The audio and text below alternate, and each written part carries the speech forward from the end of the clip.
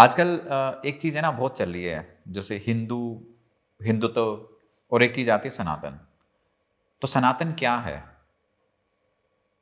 ये बड़ा कंट्रोवर्सी वाला प्रश्न है। लोगों को सनातनी कहने में अच्छा लगता है।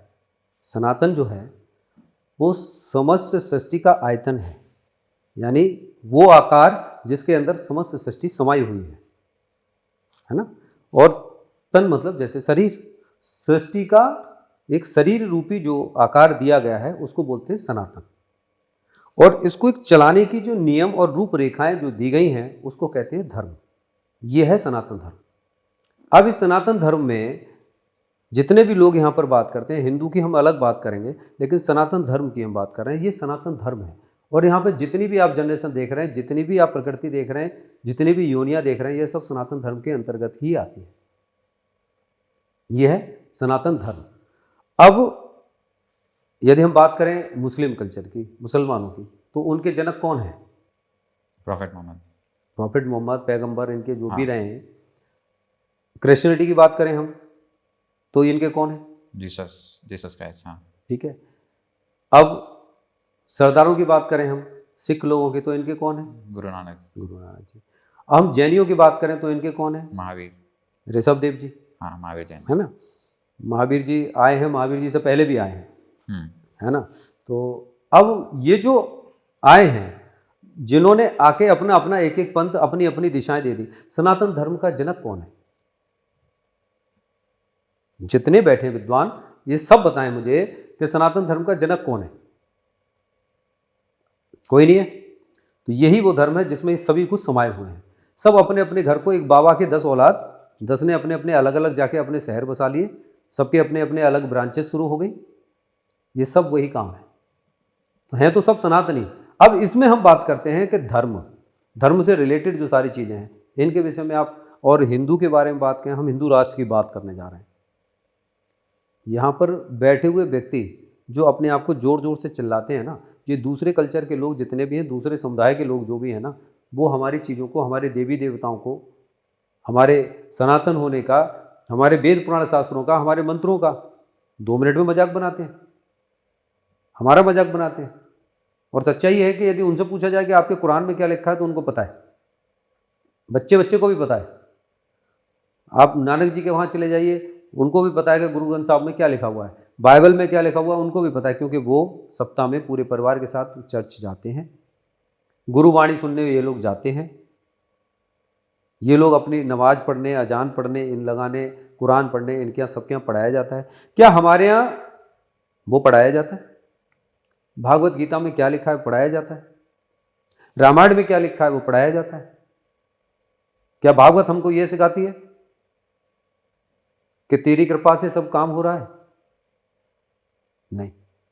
भागवत सिखाती है, कृष्ण जी ये सिखाते हैं कि उठ पार्थ, खड़ा हो, सब कुछ तुझे करना है, मैं तेरे साथ हूं, एक शक्ति के रूप में तेरे साथ हूं, तू चलेगा तो मैं चलूंगा।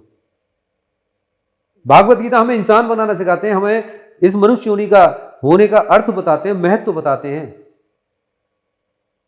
हम जानते ही नहीं।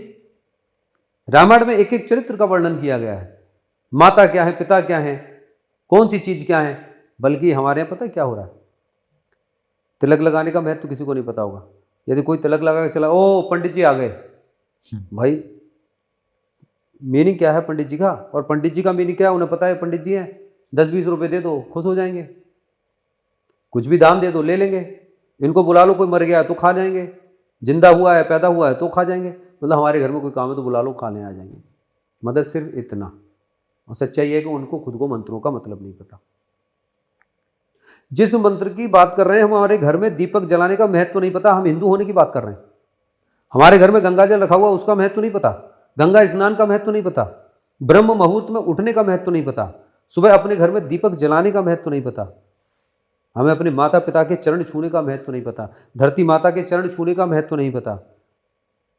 हम चोटी जनेऊ इनकी बात तो दूर कर दें, हमें इनकी भी तो महत्व पता हो। हम भोजन कर रहे हैं तो भोजन करते समय हाथ जोड़ने का महत्व नहीं पता कि हम भोजन को क्या कह रहे हैं, अन्नपूर्णा का महत्व नहीं पता, गौ माता का नहीं पता। साहब ये सारी चीजें जो आप देख रहे हैं हिंदू धर्म की, जो जिन्हें लोग हिंदू कह रहे हैं, किसी के ऊपर कोई परेशानी आ जाएगी तो गौ माता को रोटी खिलाएंगे, इनका कोई अधिकार नहीं है। ये जानते नहीं है कि गौ माता हमारे जीवन की क्या है, ये सनातन धर्म है या नहीं। घरों में दीपक नहीं जलते, जब विशेष रूप से जब किसी की विपत्ति आती है ना, कोई हॉस्पिटल में पड़ा होता है, तो वो मंदिर में जाकर मत्था टेक रहा होता है, वो जीवन में कभी ना गया हो। हमने देखा है, जो लोग कभी किसी भगवान को भी नहीं मानते ना, अपने पैसे के गुरूर में, अपने ऐशो आराम के गुरूर में, हमने ऐसे लोगों को भी देखा है। उनके माँ बाप मरे हैं, लेकिन वो माँ बाप के लिए नहीं रोए, लेकिन जिनकी पत्नी गई और जिसका बेटा गया, जिनके बच्चे हैं ना, वो पत्नी अपने पति के लिए ना रोई हो, लेकिन अपने बच्चों के लिए जरूर होती है। तो अगर हम अपने मेन टॉपिक पे आए कि जैसे जो अलग अलग रिलीजन हैं उनके लोग अपने धर्म को बड़े दिल से मानते हैं जी, और हम अपने धर्म को बहुत ही कैजुअली ले रहे हैं। जी। हमें खुद सबसे ही पहले अपने वेद पुराणों में ही जानने की आवश्यकता है, हमें पढ़ना चाहिए। मतलब हमें ट्रस्ट होना चाहिए अपने वेद पुराण, हमारे जो शास्त्र हैं उसमें तो ऐसे ऐसी चीजें लिखी हैं जिसको पूरा वेस्टर्न वर्ल्ड फॉलो करता है। बिल्कुल करता है, लेकिन उसमें भी अभी अधूरापन है। मैं सभी लोगों से यही बात कह रहा हूँ। अभी जैसे बहुत सारे लोग मंच पे आपने देखा कि ये सारे लोग सनातन धर्म की बात कर रहे हैं। इनको सनातन धर्म जय श्री राम जय श्री कृष्ण करने से काम नहीं चलेगा, ये करने से काम नहीं चलेगा। इनको हनुमान चालीसा पढ़ रहे हैं तो हनुमान चालीसा का अर्थ समझना होगा, अपने जीवन में जो जो चीज़ें चल रही हैं उनका अर्थ समझना होगा, इनको फॉलो करना पड़ेगा। आप अपनी एजुकेशन लें, खूब अच्छे से पढ़ाई करें, जो भी करते हैं वो आप करें, लेकिन कम से कम आधा घंटे का समय अपने लिए निकालें, और खुद में बदलाव लाएं। वो जब पढ़ेंगे तब उसे समझ पाएंगे कि गीता में क्या लिखा है। आज एक बहुत अच्छी चीज़ बताऊं आपको, ये सारे लोग जो चल रहे हैं हमारे भगवानों पे, इन पे सब पे कोई दूसरा जिम्मेदार नहीं है, हम लोग स्वयं जिम्मेदार हैं। हम दूसरे कल्चर के लिए कहें, दूसरे समुदाय के लिए कहें कि इन लोगों, ये लोग तो मजाक बनाएंगे, क्योंकि हमारे यहाँ क्या बताया गया है, कैसा चरित्र चित्रण है। देखिए कितना अजीब चरित्र चित्रण किया गया है। भगवान श्री कृष्ण जी माखन चोर थे, वो घरों में जाके माखन चुरा के खाया करते थे। ये भागवत गीता में कथाएं चलती हैं, भागवत गीता में कथाएं चलती हैं कि माखन चोर थे, वो चुरा चुरा के खाते थे। फिर दूसरा चैप्टर आ जाता है, थोड़े से बड़े हुए तो वो सरोवर में नंगी स्त्री जो गोपियां नहाया करती थी उनको नग्न अवस्था में देखा करते थे। ठीक है साहब। आगे वो जो गोपियां मटकी लेके जाती थी उनकी मटकी को फोड़ा करते थे, मतलब शैतानियां। फिर उन्होंने इतने विवाह किए, वो सारी गोपियां आके उनकी चुम्बी लेती थी, गले लगाती थी। मतलब ये कौन सी चीजें आपने अपने भगवान के लिए समर्पित की हैं? व्यास गद्दी से इसका एक्सप्लेन होता है, वहां पर बैठ बैठ के सारे लोग समझा रहे होते हैं। तब दूसरा समुदाय आपके बारे में यदि कोई बात कह रहा है तो बुरा क्या कह रहा है? नहीं, ये तो भगवान की लीला होंगी, तो ये तो हमारे शास्त्र में लिखी गई होंगी ना। कहां पर, कहां पर? हमारी भागवत गीता को उठा के आप मुझे बताइए, जो गीता का उपदेश दिया है, हमें गीता का उपदेश पढ़ाना चाहिए ना। क्या हम वो सारी लीलाओं को उनको पढ़ाएंगे? उन लीलाओं की चर्चा जो करी जा रही है रस भरी है ना, जो महिलाएं, स्त्रियां और वो सारे परिवार के लोग सुनने जा रहे हैं। कृष्ण जी को ले लेके भी घूम रहे हैं, आजकल टोकरी में लेके घूम रहे हैं। तमाशा नहीं है, कृष्ण जी सृष्टि के रचयिता हैं, इतनी बड़ी ताकत है, वो पावर है, जिनको आप गोद में लेके घूम रहे हैं, जिनको आप श्रृंगार करा रहे हैं। अभी रिसेंटली तो एक चीज देखिए कि लल्ला का एडमिशन कराया गया है, इंग्लिश मीडियम में LKG में उनका एडमिशन कराया गया साहब। उनकी बस में एक सीट जाती है खाली, स्कूल में जाके एक सीट खाली है, उनकी फीस भरी जाती है, एडमिशन हुआ है उनका। मतलब क्या मजाक है ये? भगवान के साथ हम खिलवाड़ कर रहे हैं। ये हमारा सनातन धर्म? लल्ला को मानने वाले लोग, लल्ला है वो तुम्हारे लिए, अपने पास सुला रहे हैं, अपने साथ लेके जा रहे हैं। भगवान को टोकरी में लेके घूमने की चीज नहीं है। और आप लोगों को यदि करना ही है, हिंदू की बात कर रहे हैं, सनातन को समझना है, तो आपको आधा घंटा वेद पुराण शास्त्रों का सहारा लेना पड़ेगा। जहां सही प्रवचन हो रहे हैं वहां पर आप ध्यान दीजिए। मुझसे तो बहुत सारे लोग कहते हैं कि आप भगवान को नहीं मानते। मैं बोला भगवान को मैं बिल्कुल मानता हूं। आप मुझे बताइए, मथुरा वृंदावन में सारी चीजें आप देख रहे हैं, कहीं भी ले लो आप, बड़े बड़े जहां पे तीर्थ हैं, आप लोग ये देखो आज के पीरियड में वो चल रहे हैं, कीर्तन चल रहे हैं। अभी बाबा श्याम जी का कीर्तन चल रहा है, श्याम बाबा हमारे हैं, कोटि कोटि नमन है उनको। आप मुझे बताएं, वो एक अभी कन्हैया मित्तल जी हैं, वो लाउड स्पीकर लेके अपने 3 लाख रुपए लेते हैं, आते हैं और भजन करते हैं और चले जाते हैं। मतलब वो 3 लाख रुपए लेकर कर क्या रहे हैं? सनातन को जगा रहे हैं। ये सारे लोग पैसा इकट्ठा कर रहे हैं, वहां जा रहे हैं, पार्टी की है उन्होंने, अपना खाया पिया। आप 100 लोग इकट्ठे हो जाएं। नहीं, लेकिन वो तो आर्टिस्ट हैं भाई, उनकी कद्र है, मतलब उन्होंने वो नाम कमाया है तो उसकी तो फीस लेते नहीं, हैं वो आर्टिस्ट हैं, मैंने माना वो आर्टिस्ट हैं, लेकिन वो सनातन धर्म में जितने भी लोग वहां जो जा रहे हैं, वो केवल क्या करने जा रहे हैं? बाबा श्याम जी का कीर्तन करने जा रहे हैं, कीर्तन करने नहीं जा रहे हैं। वहां पे एक अच्छी सी पंडाल सजा हुआ है, पार्टियां हो रही हैं, खाने पीने में कौन कौन सी डिशेस बनेगी, क्या क्या चीज़ें बनेगी, इतना इतना चंदा इकट्ठा होगा। आप मुझे बताइए कि आपके महीने में कोई एक ही बार जाता हो, क्या 100 200 500 रुपये देता होगा, है ना। आप सनातन धर्म को जगाने के हिंदू राष्ट्र की बात कर रहे हैं, सबसे पहले हमें खुद को जागना पड़ेगा। हमें एक दूसरे को सहारा देना होगा। कैसे देना होगा? बड़े बड़े मंदिर हैं, कहीं भी ले लीजिए आप, अयोध्या में राम मंदिर है, उसका ट्रस्ट बना हुआ है। अयोध्या में उस राम मंदिर के चारों ओर छोटे छोटे मंदिर हैं, वो जीड़ छीड़ पड़े हुए हैं, है ना, जीड़ छीड़ पड़े हैं। क्या एक मंदिर का एक महीने में नंबर आ जाए कि एक महीने में इस मंदिर को इसका जीर्णोद्धार कराना है? अगले महीने साल में 12 मंदिरों का ही आप जीर्णोद्धार करा दीजिए। नहीं, अयोध्या में तो चल रहा है, क्योंकि मैं तो जाता रहता हूँ। हाँ। वो चल रहा है, पर्सनल बेस पे भी चल रहा है और वैसे भी चल रहा है। अब मथुरा में है, आप जाके गोवर्धन की परिक्रमा करके देखिए, कितने आपको मिलेंगे, सब बैठे हुए हैं, पंडा जी बैठे हुए हैं, अपने पैसे लेने के लिए बैठे हुए हैं। वहां पे जाओ, 2 4 5 रुपए, आप 1 रुपया चढ़ाओ, कोई प्रॉब्लम नहीं है। लेकिन वो मंदिर जो पड़े हुए हैं, जब तक हमारा धर्म जगाना है, हमें अपने प्रभु को मानना है, तो हम सबको एकजुट होकर, जिन बड़ी बड़ी जगह पर जहां पैसा आ रहा है, खाटू श्याम जी में आप जाके देखिए, चारों तरफ कितने मंदिर हैं, पर्सनली लोग पैसा लगा लगा के वो मंदिरों को ठीक कर रहे हैं या बना रहे हैं। प्रभु है, आस्था है, विश्वास है। आप दूसरे कल्चर वालों को देखिए, कितना काम कर रहे होते हैं, कर रहे हैं। आप सरदारों में देखिए, गुरुद्वारे जाते हैं, गुरुद्वारे से एक गुरुद्वारे से दूसरा गुरुद्वारा बनेगा, वहां लंगर चल रहा होता है, वहां पे सारी चीजें चल रही होती है, वहां पे कहीं कोई सारे लोग बराबर है, 11 रुपए वाला, 11,000 वाला भी और 1,11,000 वाला भी, वही दोने का प्रसाद मिलेगा। हमारे क्या है, अभी कोई 1 लाख रुपए चढ़ा देने वाला है तो पंडित जी के गेट से, पीछे वाले गेट से जाएगा, वीआईपी गेट से जाएगा, वहां चढ़ावाएगा, पंडित जी की जेब में और 2 4 5 हजार अलग चलेंगे, टेंशन खत्म। आप मुझे बताइए कि हमारे यहाँ जितने मंदिर जीर्ण छीण पड़े हैं, वो कहीं भी ले लो आप, हमें उनका जीर्णोद्धार कराना चाहिए, पहली बात। और मैं उन सारे लोगों से कहता हूं कि ये जो बाहर जितने भी आप भंडारे कर रहे हैं, किसके लिए भंडारे कर रहे हैं? आज भंडारे की किसी को आवश्यकता नहीं है। भंडारे का तमाशा ना करें, अपने अपने रिश्तेदारों को बुलाते हैं, अपने समाज वालों को बुलाते हैं, अपने मिलने वालों को बुलाते हैं, सबके टिफिन पैक कर करके, थैलियों में पैक कर करके प्रसाद घर भेजा जाता है। उनको ये बताया जाता है कि मैं भंडारा कराने में समर्थ हूं, केवल ये तो बता रहे हैं।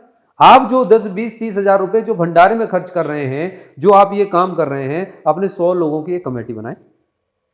जो धर्म का काम कर रहे हैं, आप उनको पैसा नहीं देना चाहते, जो सच में धर्म का काम कर रहे हैं, जो लोग गायक कलाकार हैं या जो चीजें अपनी करके जा रहे हैं, पंडाल वाला अपना लेके जाएगा, वो सब अपना अपना लेके जाएंगे, वो 3 लाख रुपए लेके जाएंगे। मुझे बताइए, धर्म का प्रचार कर रहे हैं आप, धर्म की बात कर रहे हैं, कितने गरीब कन्याओं का विवाह करा रहे हैं, कितने मंदिरों को आपने ठीक करवाया, करोड़ों रुपए कमा चुके हैं आप।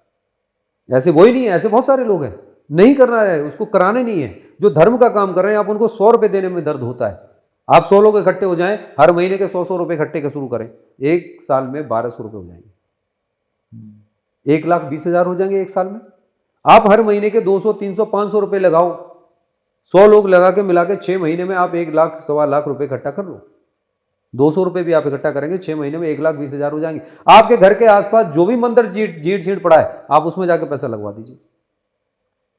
और वो 100 परिवार उस संडे का नियम बना ले कि पूरे परिवार के साथ हमें इस मंदिर में जाना है और शाम की आरती करनी है, सनातन धर्म जग जाएगा। वहीं जाके हनुमान चालीसा पढ़ें, वहीं जाके आरती करें, जिस देवी देवता को मानते हैं, जिसका भी वो मंदिर है, वहां जाके उसी की आरती करें, घंटा बजा के आरती करें। एक मंदिर में 100 फैमिली चले जाएं, 100 फैमिली का मतलब कम से कम मियाँ बीवी और एक बच्चा तो होगा, 300 लोग हो गए। 300 लोगों की भीड़ संडे को हर मंदिर में जाना शुरू हो जाए और वो 100 लोग मिलकर उस मंदिर का जीर्णोद्धार करा दें, 1.25 लाख 1.5 लाख 2 लाख 2.5 लाख जो भी लगे, लगाओ तो सही, वो लगेगा ना धर्म के काम में। वहां पे जाके करना शुरू करें, धर्म जग जाएगा। कि इनिशिएट कौन करे, और अगर जो इनिशिएट कर रहा है तो फिर उस पर कितना ट्रस्ट किया जाए। बिल्कुल, आप एक कमेटी बनाएं, एक चीज रखें, अपने घर में ही रख लें, कोई ना कोई तो होगा जो इस पूरे प्रोग्राम को भी करवा रहा है। श्याम जी के कीर्तन चल रहे हैं, माता रानी के जागरण चल रहे हैं या चौकियां चल रही हैं, इनका कोई ना कोई तो संरक्षक है ना, कर तो रहा है ना, कोई ना कोई कर रहा है ना। जहां से वो पैसा कलेक्ट किया जा रहा है उस पर भी तो लोग ट्रस्ट करके दे रहे हैं। वहां 500 रुपए की रसीद कट गई, वहां कट, आप 100 लोगों की एक कमेटी बना लें। और जो अपने ही धर्म में ईमानदार नहीं है तो समझ लेना वो अपनी 7 पीढ़ी का सत्यानाश कर रहा है। और हमारा मेन कहने का पर्पज ये है कि जितने भी जो मंदिर हैं जिनकी हालत अभी सही नहीं है, चाहे वो कहीं भी किसी भी लोकेशन में हो, तो उनका बीइंग ए मतलब हमारा हिंदू धर्म हिंदू होने के नाते हमारे फर्ज होना चाहिए कि जितने भी जो मंदिर हैं जो ऐसे सिचुएशन है, उनका एकदम बिल्कुल कायाकल्प होना चाहिए, वो अच्छी पोजीशन में आने चाहिए, बिल्कुल होना चाहिए। उनको मतलब ये करना चाहिए, मैंने बताया ना 200 रुपए आज मोबाइल में जो रिचार्ज आप नहीं, मतलब हमारा कंक्लूजन है, उसके करने के तरीके तो और भी बहुत सारे हो सकते हैं। बिल्कुल हो सकते हैं। जहाँ छोटे गांव हैं, जहाँ पे थोड़ी गरीबी है, जहाँ कुछ लोग अच्छी सोसाइटी में रह रहे हैं, वो 500 रुपये इकट्ठे करें, उस गांव की जाकर उसको उठाने का प्रयास करें। हाँ, जो हिंदू हैं उनके गरीबों को उठाने का प्रयास करें। गरीब इन द सेंस कि वो केवल अर्थ से ही कमज़ोर हैं, गरीब उनको नहीं। हम मेरी नज़र में गरीब वो आदमी होता है जिसके माँ बाप ना हो, जो बच्चा अनाथ हो, जिस बच्चे के आगे पीछे परिवार ना हो, वो सच में गरीब है। न पैसे से मैं कभी किसी को गरीब मानता हूँ, न ही किसी एसेट से किसी को गरीब मानता हूँ, नहीं, वो तो सब कमा लेगा, गरीब नहीं है।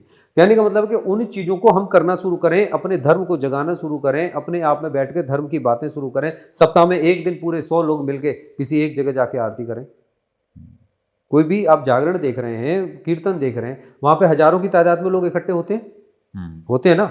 क्या उस कॉलोनी के, उस जगह के वो 100 लोग मिलके इकट्ठे होकर उस जगह आरती नहीं कर सकते? आरती बजाना शुरू कर दें, एक टाइम आरती करना शुरू कर दें। मेरा तो ये मानना है सर कि जब तक अंदर से आग नहीं जाएगी ना, लोगों के आप कान में भी बोल दोगे, उनको पकड़ के भी ले जाओगे, तब भी वो नहीं जा पाएंगे। हम भी तो वही कह रहे हैं कि जो आप वहां पर पार्टी खाने जा रहे हैं, फंक्शन करने जा रहे हैं, नाचने जा रहे हैं, स्टेज सजी हुई है, एक आदमी ने माइक ले लिया है, वहां ढोल ताशे बज रहे हैं, आप सारे लोग नाच रहे हैं। अरे जग जाओ, हिंदू धर्म को जगाना है, अपने आप को बचाना है, अपनी पीढ़ी को आगे बचाना है। कोई बचाने नहीं आएगा। आज अपने चारों तरफ जितने भी लोग हैं 100-100 200-200 रुपए इकट्ठे करें, हर महीने इकट्ठा करना शुरू करें। आप, मैंने बताया ना कि वे एक मंदिर चूज कर लें, उस मंदिर में यदि 200 लोग 300 लोग एक समय, संडे को आरती करनी है, शनिवार को आरती करनी है, मंगलवार को आरती करनी है, नियम बना दीजिए आप। ये जो समूह आप देख रहे हैं ना बाहर जितना पनपता हुआ, लोगों के अंदर आग फैलना शुरू हो जाएगी कि ये सब इकट्ठे हो गए, तब बनेगा इसको राष्ट्र। हिंदू राष्ट्र कहते हैं। हिंदू राष्ट्र किसे कहना चाहेंगे? जब तक मंदिरों में भी आदमी इकट्ठा नहीं है। आज से 20 साल बाद क्या सिचुएशन होगी? बहुत डेंजर, बहुत ज्यादा सिचुएशन इतनी खराब होगी यदि नहीं जगा जो आज के दौर में पोजीशन चल रही है। आपको ऐसा क्यों लगता है? लगता नहीं, जो पूरी प्लेनेट और हम सारी चीजों को देख रहे हैं, जो जनरेशन चल रही है अनभिज्ञता की तरफ चली, अंधकार है, टोटली अंधकार, किसी को कुछ पता ही नहीं है। वो आदमी जो पैदा हुआ और आज पढ़ने किताबों में लगा पड़ा है, जिसको अपने माता पिता की आज्ञा का पालन करना भी नहीं पता। अच्छा, मोस्टली देखो बहुत बड़ी चीज़ें हो जाती हैं आज। अधिकांश सबसे ज़्यादा खराबी कहाँ है? पिता कुछ कह रहे होते हैं, घर में उनकी माताएं बच्चों को क्या बता रही होती हैं। मतलब वो अपने पति से तो कह देंगे कि मेरे बर्तन उठा के रखाओ या मेरे लिए ये चीज़ ला के दे दो, लेकिन अपने बच्चों को बेड पर खाना दे रही है और बच्चों को बेड से ही बर्तन ले रही है। मतलब पढ़ो, तुम्हें नौकर बनना है, नौकरी करनी है ना, बीटेक करनी है, एमबीबीएस करनी है, ये करनी है, तुम्हें मतलब नौकरी करनी है, माइंडसेट पहला। अरे अपनी पढ़ाई के अलावा भी तुम्हें जीवन में बहुत कुछ तो करना है। नौकरी ही जरूरी नहीं है, नौकरी करना किसने मना किया है, लेकिन इसके अलावा भी तो तुम्हें और बहुत सारी चीजें करनी है। वो कौन करेगा? केवल आप नौकरी करने के लिए पैदा हुए हैं, नौकरी करके रिटायरमेंट लेके अपने घर चले जाएंगे, करेंगे क्या आप अपनी फैमिली लाइफ भी नहीं जी पाएंगे, अपनी पत्नी बच्चे इनका भी आनंद नहीं ले पाएंगे। जिस सिचुएशन में लोग बच्चे चल रहे हैं, आप देख रहे हैं 30 साल हो गए, 35 साल हो गए, इन बच्चों की शादियों की उम्र है, इन बच्चों की उम्र है 30 साल में अभी हम सेटल नहीं हुए, पहले हम सेटल हो जाएं। 32 साल 34 साल की उम्र में हम सेटल होंगे, सेटल होते होते फिर शादी हो गई, शादी होने के बाद में फिर कहते हैं अभी हम सेटल नहीं हुए, बच्चे जब पैदा करेंगे। मीनिंग क्या है सेटल होने का? आपकी शादी 20-21 साल की उम्र में कर दी जानी चाहिए, 25 साल की उम्र तक हद से हद शादी कर दीजिए आप।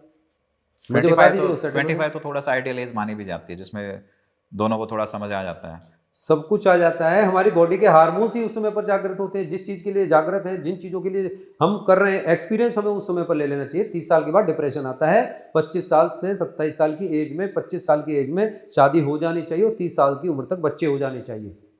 तो अगर हम अपने डिस्कशन को कंक्लूड करें, तो अगर हमें सनातन को बचाना है तो हमें खुद एफर्ट लगाने पड़ेंगे। बिल्कुल लगाने पड़ेंगे हमें पहले। अब उसका एफर्ट लगाने का माध्यम सब लोगों का अलग अलग हो सकता है।